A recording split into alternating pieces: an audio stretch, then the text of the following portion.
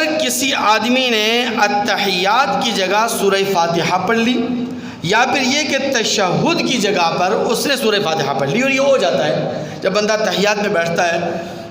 دھیان نہیں ہوتا، توجہ نہیں ہوتی، وہ یہ سمجھ رہا ہے کہ شاید میں قیام کی حالت میں ہوں، اور سورہ فاتحہ شروع کر دیتا ہے، یا سورہ فاتحہ کے بعد تشہد پڑھتے ہوئے اس کو خیال نہیں ہوتا اور تشہد پڑھتے ہوئے وہ سورہ فاتحہ پڑھنا شروع کر دیتا ہے۔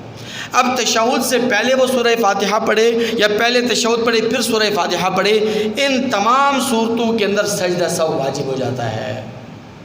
التحیات کی جگہ پر اگر کسی نے سورہ فاتحہ پڑھ لی، تشہد کی جگہ پر اگر کسی نے سورہ فاتحہ پڑھ لی، تو دونوں صورتوں کے اندر سجدہ سہو واجب ہو جاتا ہے۔ اور سجدہ سہو اس لیے واجب ہو جاتا ہے کہ 3 تسبیحات کے بقدر اگر کسی رکن کی ادائیگی میں تاخیر ہو جائے تو اس تاخیر کی وجہ سے سجدہ سہو کیا ہو جاتا ہے؟ واجب ہو جاتا ہے۔ اور سورہ فاتحہ تو بہت لمبی ہے، 3 تسبیحات کیا کئی درجنوں تسبیحات کے بقدر ہے، تو اس لیے اگر کسی آدمی نے التحیات کی جگہ سورہ فاتحہ پڑھ لی، تشہد کی جگہ سورہ فاتحہ پڑھ لی، تو اس پر سجدہ سہو کرنا واجب ہے۔ اگر سجدہ سہو کیے بغیر وہ نماز پڑھے گا اور نماز ادا کرے گا اور سجدہ سہو نہیں کرے گا تو اس کی نماز نہیں، اس کو نماز دوبارہ لوٹانا اس کے لیے کیا ہوگا؟